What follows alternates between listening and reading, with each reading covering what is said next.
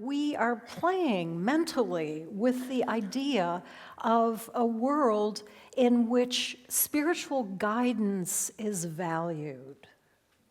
Spiritual guidance is valued. Imagine what the world would look like if we got timeouts at work to meditate. That'd be nice.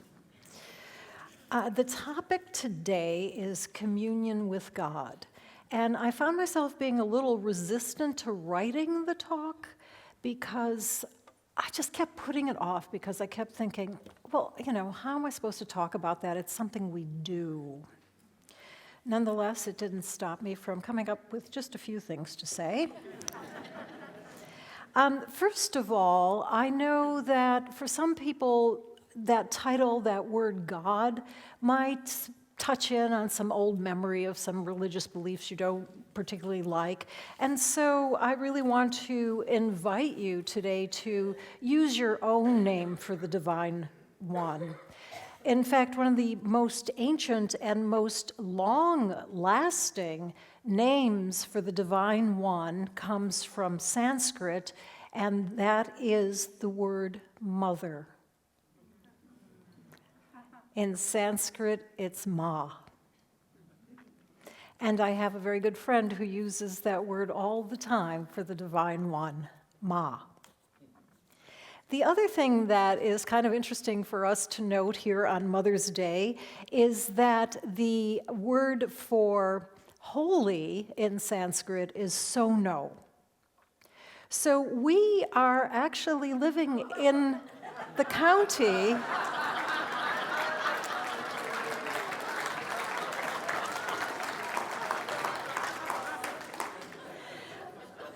of the Holy Mother. Yeah, boy.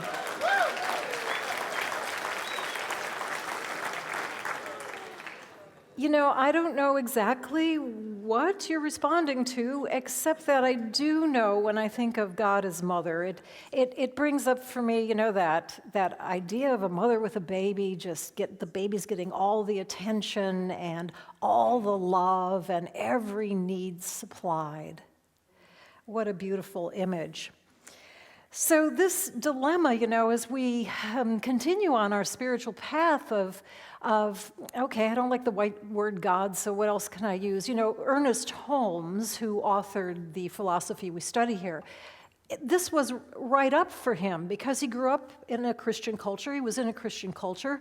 He got these ideas as he looked at various religions. So when he spoke about God, he wanted it to be clear to people that he was going beyond what they may have previously been thinking. So he came up with all kinds of names for God. One of the most amusing, I think, for us is, in order to be very neutral about the whole thing, he referred to the Divine One as the thing itself. Now, if the title, Communion with the Thing Itself, doesn't quite do it for you, let's look at some other options. These are some of my favorite. And I invite us actually to say together communion with, and then say the word, and then pause for a moment to see what that word may have touched in you. You can say this out loud, you can say it in the silence of your mind. Here we go. Communion with Spirit. Communion with the Divine One. Communion with the eternal friend. Communion with the source of all. Communion with the beloved. Communion with absolute bliss. Communion with life itself. Communion with the ground of all being. Communion with love. Communion with ultimate reality. So thank you for doing that with me. I know these different words bring up different things in me about the many aspects of God. For example, some of these are more intellectual, like the ground of all being or ultimate reality. And what I like about those is that they appeal to my sense of order and rightness. And they give me a sense of assurance and a reminder that fundamentally all is in order and all is well. Then, of course, some of them are more feeling, emotional, like absolute bliss or love. These evoke in me a feeling of happiness and a trust that everything is working out for the highest good of everyone. Then there's a couple up there that are more relational. Eternal friend, the beloved. These remind me that this huge power that created the universe is on my team.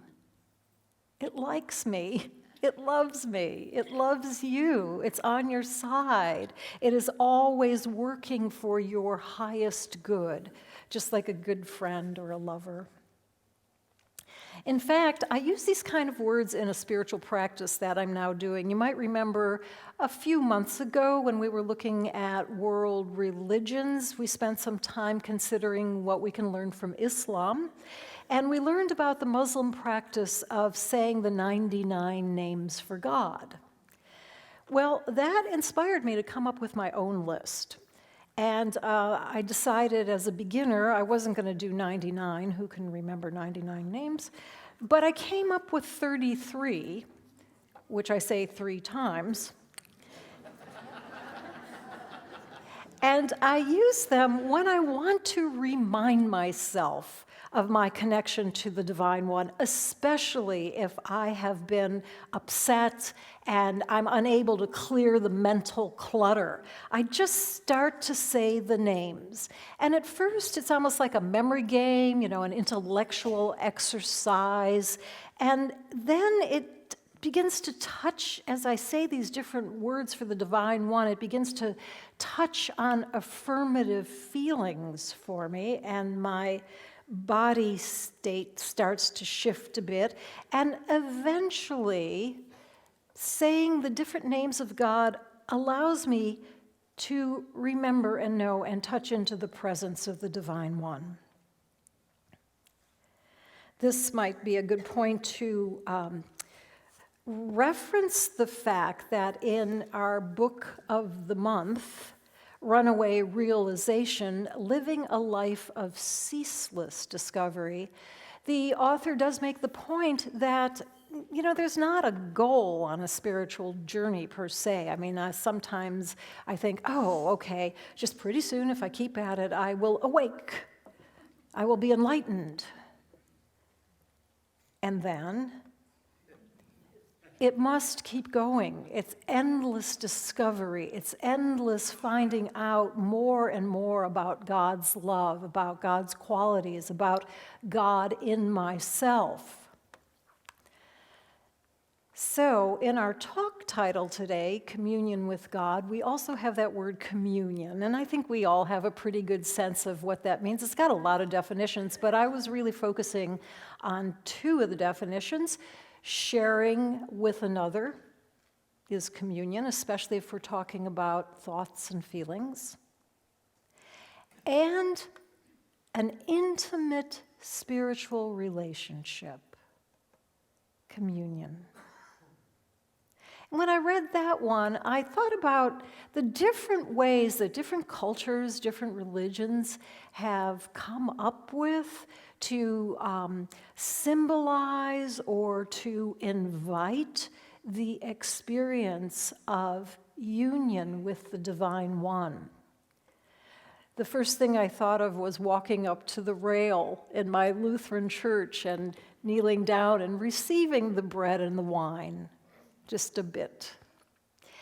And recognizing that is some wonderful celebration of the fact that we are literally taking into ourselves the essence of God. And then I thought about those wonderful twirling Sufis who twirl and twirl and twirl and twirl until they touch in on ecstasy, a very different way of communing with the Divine One. And then, of course, there is yoga. I went to William Abel's yoga class on Wednesday, and he was talking at the beginning about how the word yoga itself means union. And he also pointed out that everything in the practice of yoga is designed to allow us greater contact with our divine self. Everything is designed toward that.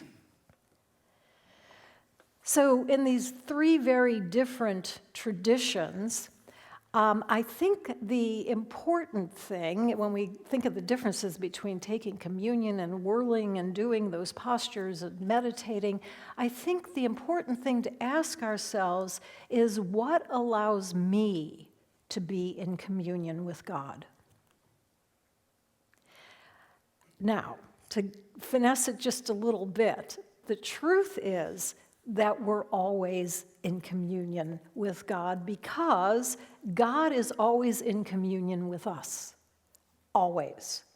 Whether we're aware of it or not, God is in communion with us. From the point of view of our teaching, the relationship between us and the Divine One can best be described as the relationship between a drop and the ocean. A drop in the ocean, of the ocean, as the ocean, surrounded by the ocean, and the vast ocean itself. The Divine One is indeed around us, in us. We are made of it. Just like that drop, there's no separation between us and the divine, all there is. Now, if that drop got caught up in the turbulence of a wave, it might temporarily lose its sense of connection to the vast ocean. But the ocean is never cut off from the drop. So perhaps we should adjust our question. Instead of what allows me to be in communion with God, perhaps the better question, more accurate, is what allows me to be aware that I am in communion with God? What allows me to be in communion with the God within me and the God around me? So let's begin with the idea of within. Ernest Holmes says this: we, being centers of God consciousness, are never away from God. Universal intelligence, which is at the center of every living creature, may be called into immediate use. The more we turn within ourselves, the more we will develop our powers of inner knowing. The keener will our perceptions be of the still small voice through which guidance comes. So you know what? This turning within is no small thing in our day and age.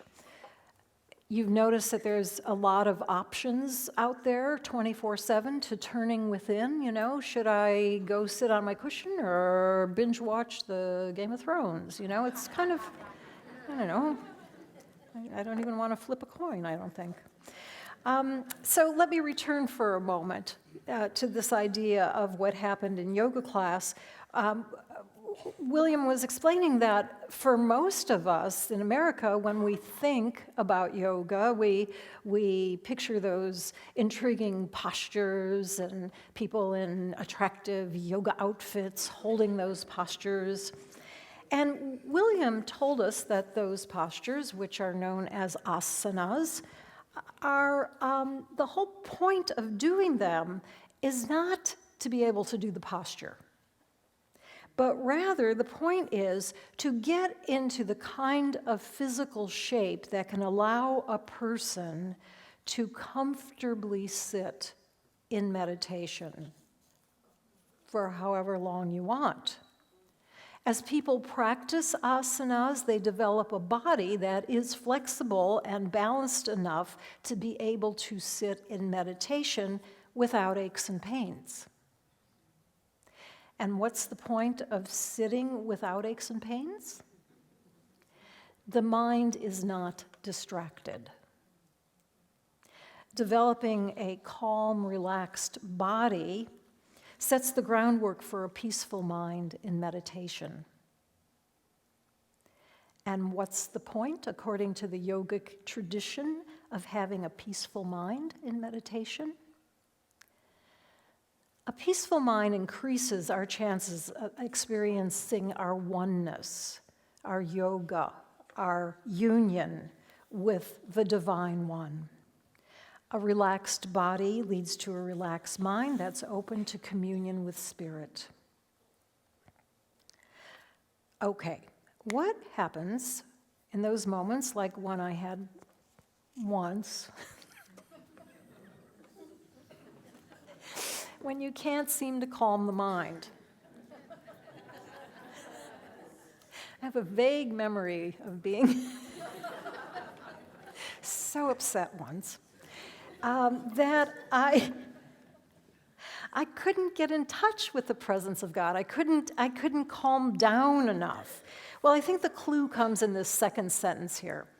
Universal intelligence, which is at the center of every living creature, may be called into immediate use. Universal intelligence, no matter what's going on, may be called into immediate use. So I couldn't calm down. I couldn't get past my upset. I had the image of like someone wanting to plug into a socket, like I wanted to plug into my source, but like I was just jittering around with the cord, with the plug, and I just couldn't plug in.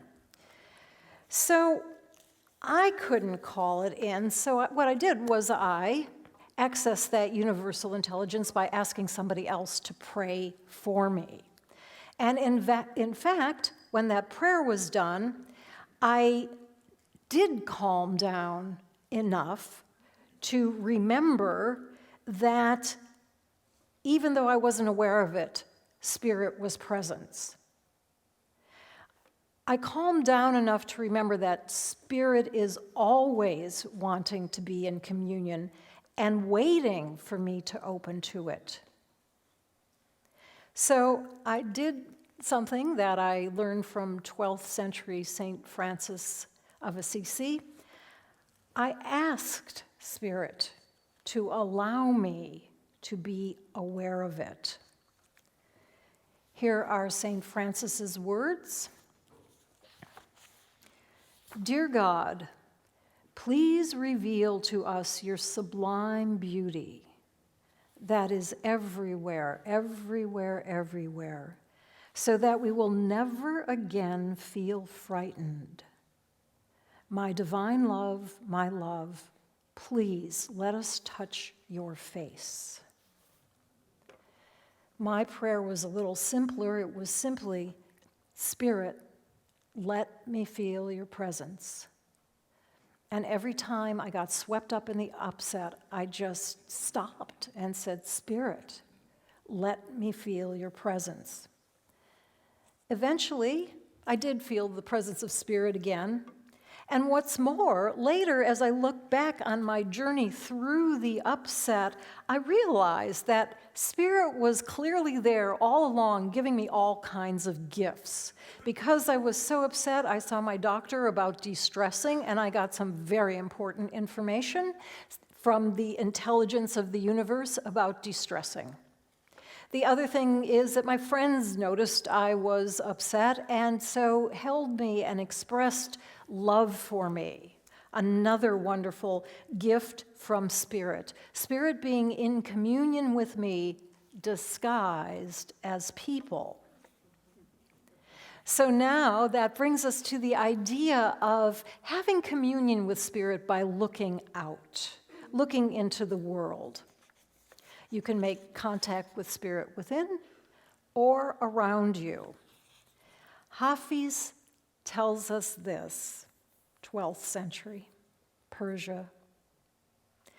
Where is the door to God? In the sound of a barking dog, in the ring of a hammer, in a drop of rain, in the face of everyone I see. Our practitioner today, you might have recognized Claire Victor as our choir director and the woman who does those amazing healings with sound bowls. Claire once told me a wonderful story about her visit to Assisi in Italy. She went for a spiritual retreat. And there were, no surprise, being St. Francis's town, there were dogs roaming all over the place. And as I recall the story, you can get the real scoop from Claire later. The first night, the barking and barking and barking was just incredibly annoying to her. Next day, feeling tired, she went to her retreat. Second night, she heard it, but it didn't bother her. Isn't that a nice shift when that, have you been there, that kind of thing that's such a victory, something that's been bothering you doesn't bother you anymore? It's like, hallelujah. The third night, it sounded to her like it was a choir of dogs who were singing to each other in their own musical language. Where is the door to God? In the sound of a barking dog, in the ring of a hammer, in a drop of rain, in the face of everyone I see. It's a reminder to look around ourselves to see how and where the Divine One is showing up as life, as beauty, as joy, as good, either in nature or in other people, and to know that whenever you are aware of those qualities, you are aware of Spirit.